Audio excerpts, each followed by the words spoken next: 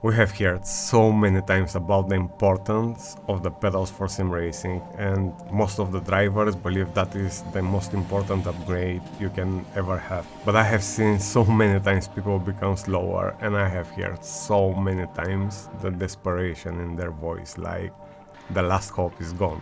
Well, in that video I'm gonna give you 3 tips how to take the maximum of your pedals. And I can guarantee, if you have missed one of those 3 steps and you fix it, you will become faster. I will talk about your sitting position, pedal position, and pedal calibration, because those 3 factors are strongly related to each other. First, I will ask you to be patient and try to understand how our body works and how those high-end sim racing pedals are created to help our body evolution. The human brain is capable to create muscle memory from repeated movements, and after a certain amount of repetition can polish those movements to perfection. Well, someone came with the idea to use load cell for the sim racing pedals and change that industry forever. Basically, the load cell detects pressure very precisely, and with our muscle memory ability is the best combination for perfection. Well, why so many people fail after such an important upgrade?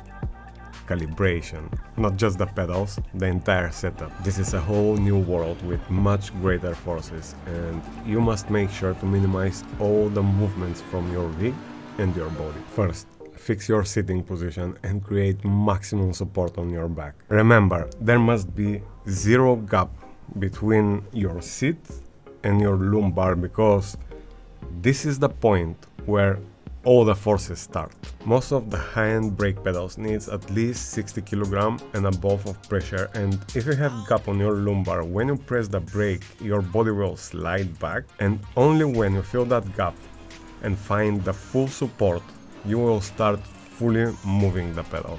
Now, if you think that movement is minor, let me give you an example. If your car is moving with 200 km per hour, you pass 55 meters per second, and if your body moves back and needs 0.2 seconds to find the full support and push back the pedal, that is 11-meter difference. If you see some drivers braking later and that looks like impossible task, think again.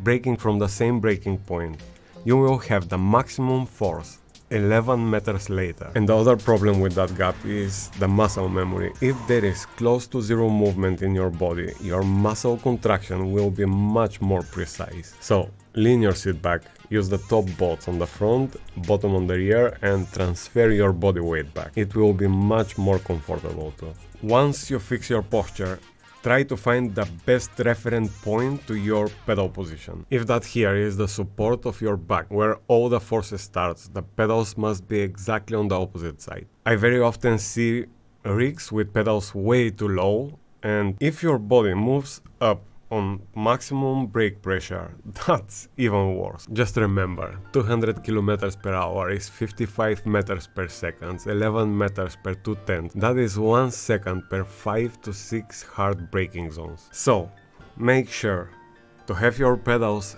high enough and with the proper angle, and to be exactly on the opposite side of your body support where all the forces start. And once you fix that, it's time to calibrate the pedals properly in-game. Make sure you leave some dead zone in your throttle. When you rest your feet on the pedal, must be 0 input in-game, and when you press the pedal physically to 90%, must be read 100 in-game. That way, even when you are resting your feet on the pedal, there will be 0 input in-game, and when you press the pedal, you don't have to push really hard to have maximum input. On ACC, for example, you can move the dead zone, but for iRacing it's a bit differently, and here is how you can fix that. Press the pedal to around 90% and release it to around 5% and press done. The brake will be individually for everyone, but those are the rules I follow. Obviously, we want to take the maximum we can from the load cell, so try to make the pedal hard enough but still possible to be pressed without moving your body from your support zone.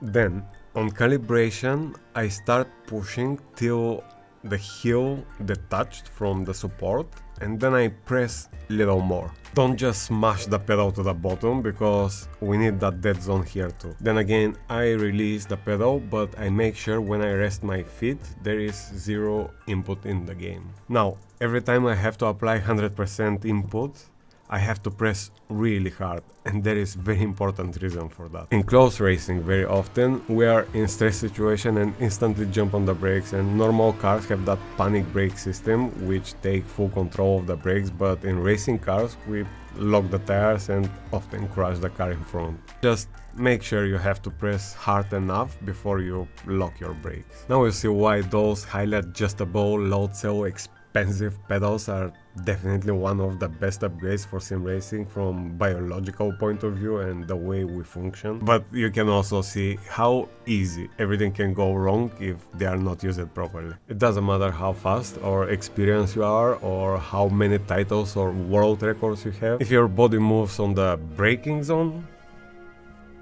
you are losing precious time. Simple test you can make at home is take your stopwatch and test how fast you are. It's like 1.5 tenths per that quick movement. Imagine now how much time your body needs to find back support and push back the pedals. If you are new and you expected to find instantly time in your laps with your new pedals, you have to remember this is entirely new world and there is a learning curve. You will need lots of practice and many repetitions till your brain build and polish those muscle memory cells and muscle fibers to achieve that full control. So don't be lazy, take your tools and fix your sitting position, then fix your pedal position and angle.